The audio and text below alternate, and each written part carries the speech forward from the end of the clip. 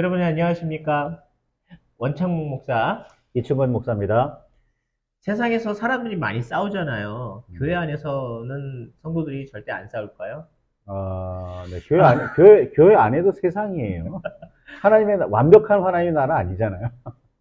근데 사실은 교회 안에서 사람들이, 그러니까 성도들이 많이 싸우거든요. 근데 많이 싸우는 모습을 목사님들도 보시거든요. 근데 성도들도 많이 본단 말이죠.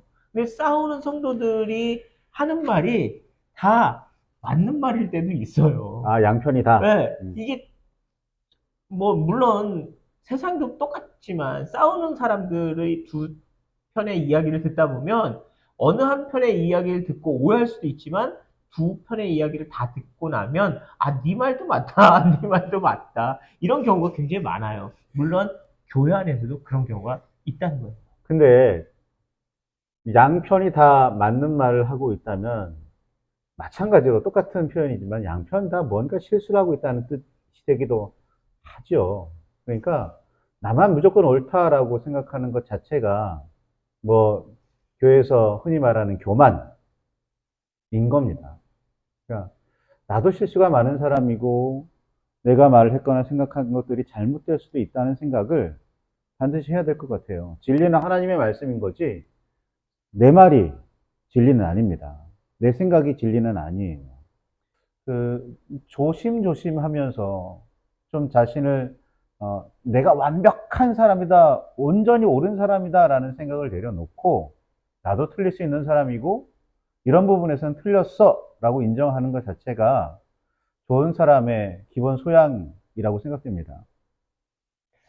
사실상 근데 이 구약 성경에 보면 이웃에게 잘못을 음, 저지르게 음. 됐을 때 교회에서 예배로 나의 잘못을 이렇게 어, 용서를 구하는 그런 예배를 드리기 전에 이웃과 함께 사과를 하고 돌아와서 예배를 드려라 라고 하는 그런 말씀도 있어요. 근데 이건 말씀도 물론 중요하긴 한데 이 앞에 있는 전제 조건은 먼저 인간이 되라는 얘기잖아요. 인격적인 사람이 정말 괜찮은 사람이 되라 이런 의미가 담겨져 있기도 하단 말이죠. 사실은 우리가 교회이든 아니든 교회 아니든 바뀌든 상관없이 사람과 사람이 만나는 데는 항상 문제가 있을 수 있고 의견이 다를 수도 있어요. 근데 사실 자기가 맞다고 의견을 고집하다 보면 싸울 때도 워낙 많다는 거예요.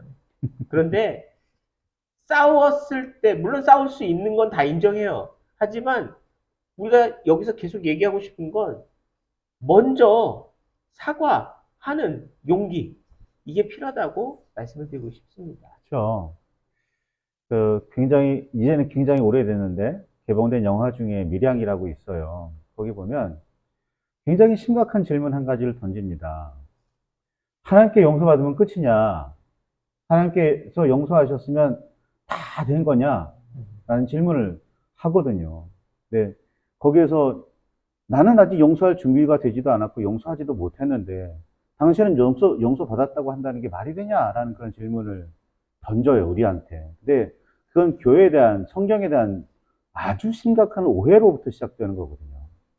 예수님은 뭐라고 말씀하시냐면, 네가 하나님과의 관계를 좋게 하려고 하나님께 드리러 왔다고 하더라도 혹시 형제하고 뭔가 불화된 것이 형제하고 잘못돼서 뭐 싸우거나 뭐 문제가 있던 것이 생각이 난다면 재물을 제단 위에다 두고 가서 형제하고 화해한 다음에 와서 하나님께 제사를 드려라 라고 말씀하셨거든요.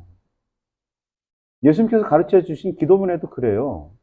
우리가 우리의 이웃을 용서해 준 것 같이 주님 우리를 용서해 주십시오라고 기도를 한단 말이에요. 그렇게 기도하라고 가르치셨어요, 예수님께서. 그러니까 하나님께 용서를 구하기 이전에 내가 죄 지은 사람과 화해를 한 다음에 하나님께 나아가야 하는 거예요. 이게 굉장히 중요한 순서입니다. 중요한 과정이에요. 근데 우리는 사람과의 화해, 사람 사이에 있는 용서, 이런 것들은 생각 안 하고 하나님께만 용서받았으면 다야, 됐어? 라고 생각하는 매우 이상한 신앙, 그 전통에 빠져 있습니다. 그런 생각에 빠져 있어요.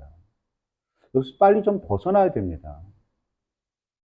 근데 가끔 잘못을 했을 때 사과를 하면 가끔 그런 반응을 경험할 때가 있어요.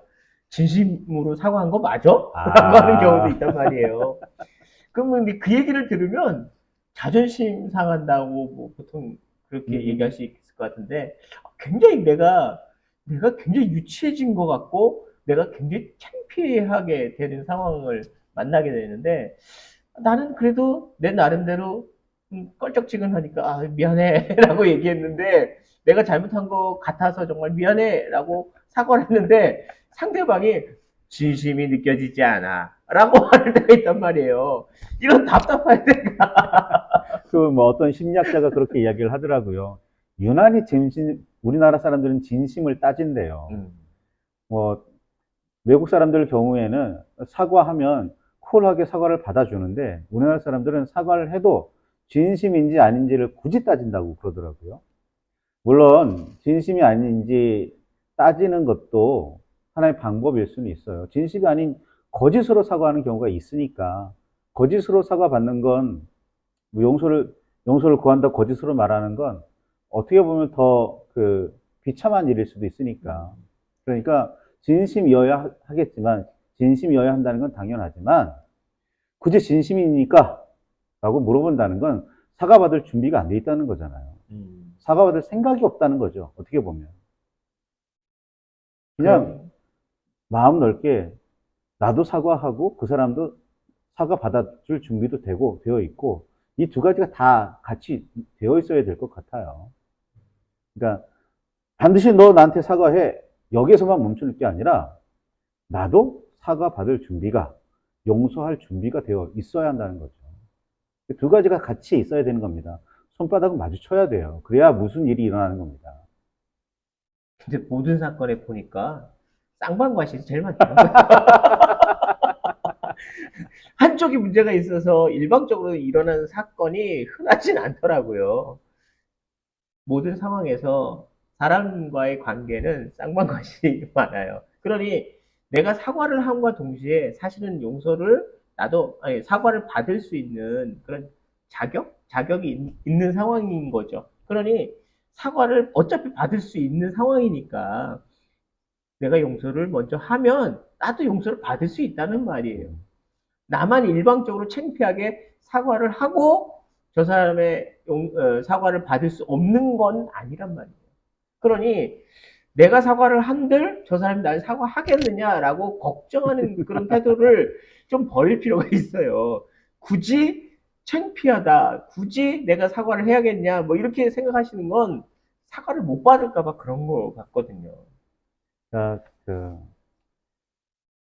사과를 할 때 용서할 준비도 되어 있어야 하고 먼저 잘못했다고 깨달아지면 먼저 손을 내밀고 사과를 하는 자세도 필요합니다. 어, 무엇 하나 고집, 내가 절대적으로 옳은 생각을 하고 바른 삶을 살아가는 사람이 아니라면, 나도 실수할 수 있고 잘못할 수 있는 사람이라는 게 인정이 된다면, 그쵸. 사과할 수 있어야 하고 용서할 준비도 되어 있어야 하는 겁니다. 자, 정리하겠습니다. 잘못을 하면 사과하세요. 그리고 용서도 하세요. 네. 사과를 함과 동시에 용서를 받을 수 있는 기회 또는 자격이 주어진답니다. 그러니 걱정하거나 부끄럽거나 창피하다고 여기지 마시고 생각나면 바로 사과를 하는 거예요. 바로 먼저 사과하면 용서받을 수 있는 기회가 옵니다. 시청해 주셔서 감사합니다.